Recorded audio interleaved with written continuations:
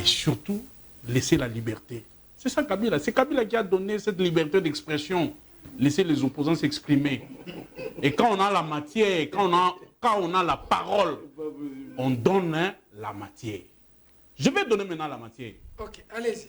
Donald Kabasele, je n'ai jamais été garçon de course de Ngobila, je n'ai jamais été tout ce que vous dites. J'étais au cabinet de Ngobila comme chargé d'études en charge des questions politiques et communication. Tu le reconnais, merci. S'il vous plaît. Quand tu parles, je ne t'ai pas agité. Nous ne sommes pas sous le bois. J'ai démissionné sur M. Ngobila parce que ce dernier m'a imposé d'adhérer à l'Union sacrée, de soutenir l'Union sacrée. Vous avez démissionné? J'ai démissionné. Je suis aujourd'hui parmi les rares jeunes d'avoir laissé le beefsteak et des avantages pour faire l'opposition. À part Rodrigue Gamazani, de l'envol qui venait aussi de démissionner, qui m'a suivi. Dans le cabinet. Donc vous n'avez pas de leçons à me donner. Si j'avais fait comme vous, à l'époque, avec le Moutamba, vous n'alliez pas laisser le beefsteak pour faire l'opposition. Moi, j'ai démissionné pour des raisons de convenance personnelle et pour choisir le camp de Joseph Kabila, parce que j'estime qu'il incarne de valeurs. Joseph Kabila a les 138 millions. Je vais y arriver. Mon frère Bazin, moi j'ai beaucoup d'estime pour toi. Quand tu parles, j'ai comme l'impression que c'est un monsieur qui a fait le littéraire qui parle. Un juriste parle avec des preuves. Un juriste parle avec le soubassement juridique, avec la base légale. Un juriste sait faire la différence entre un port privé et un port illégal. Voilà. Un port privé n'est pas un port illégal. Ce n'est pas à moi de t'apprendre cette définition, cette différence sur ces plateaux. Mais là où je vais te mettre en nu pour démontrer à la population que tout ce que vous avez dit sur Kabila sont de fausseté. Je prends seulement l'exemple d'un port. MGT. Parce que vous voulez faire croire aux gens que MGT c'est le port de Kabila. MGT c'est un port qui est né d'un contrat conclu entre ICTC Coopérative avec la joint venture d'une société qu'on appelle Simobile. Simobile, c'est une société de M. Ledia. Et ce contrat a été conclu en 2014. Okay. Vous pouvez aller lire. Ce port n'appartient ni à Zoé, ni à Kabila.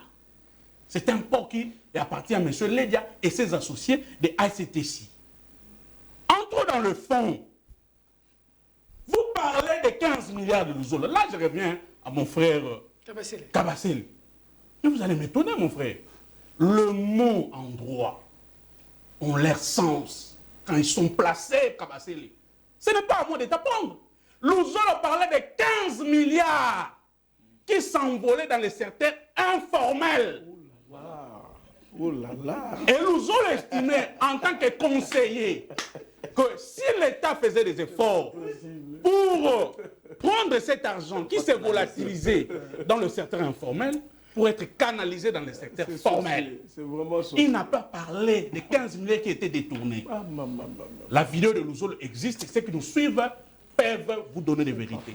Mais revenons à ces dossiers de hold-up. Très bien. Il vous reste 2 minutes. C'est une farce internationale. Une farce internationale. Une farce pour diaboliser à travers des médias qui sont soutenus par les multinationales, qui cherchent à saper l'honneur d'un digne fils, qui est Joseph Kabila, un nationaliste averti. Je vous donne 3 raisons. D'accord. Pourquoi on veut diaboliser Joseph Kabila? Pour des raisons économiques et pour des raisons politiques. Je vous donne des raisons économiques. Sous Joseph Kabila, la France, la fameuse communauté internationale, a exigé les choses à Kabila, que Kabila a refusé. Notamment, on a trouvé le jugement du pétrole dans le parc de Virunga. La France a fait la pression sur Joseph Kabila pour que le parc de Virunga soit détruit et qu'on confie ces jugements de pétrole à Total. Kabila a refusé. Ah bon? Oui. Deuxième dossier, la même communauté internationale a exigé à Kabila qu'on puisse prendre les eaux du fleuve Congo et de la rivière Ubangi, que ces eaux traversent l'Afrique jusqu'au pays du Nord, pour soutenir les entreprises de multinationales, pour soutenir ces pays-là. Kabila a dit non. Avec le projet de loi qui devait passer par... Voilà les projets encore récents, vous pouvez les lire et vérifier. Kabila a dit non. Le projet le plus imminent, ou les dossiers les plus imminents, c'est les dossiers de la balkanisation. C'est Nicolas Sarkozy qui vient ici à Kinshasa, qui dit à Kabila, en 2008, les vidéos existent. S'il vous plaît, s'il vous plaît. Il est en train de chuter. Qui dit à Kabila que les richesses de la République démocratique du Congo doivent être exploitées par le Rwanda et vos pays voisins. Kabila a dit non à Nicolas Sarkozy. Vous pouvez relire les vidéos. Yoweri Kabuta Museveni l'avait dit à Mouzé à l'époque que le Congo doit être la mère nourricière. Les mamelles du Congo doivent servir au Rwanda, au Burundi et à l'Ouganda. Vous avez dit non, Kabila a dit non.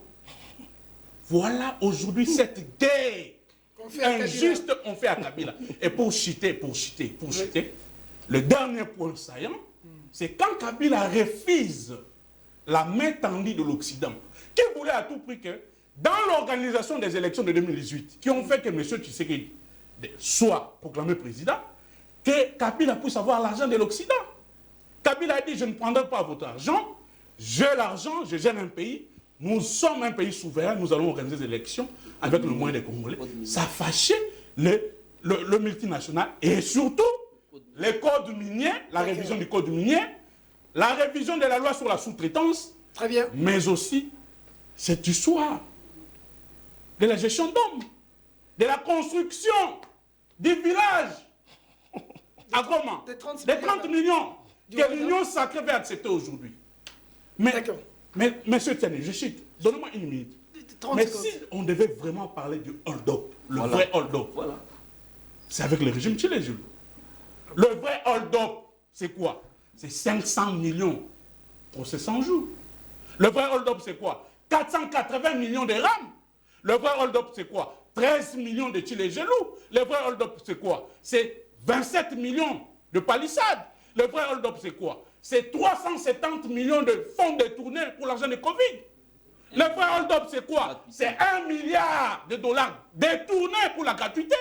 Le vrai hold-up, c'est la rétrocommission, 32 millions de dollars. Le vrai hold-up, c'est quoi? C'est le détournement de 5 millions à la maison civile du chef de l'État. Ces gens devaient avoir honte.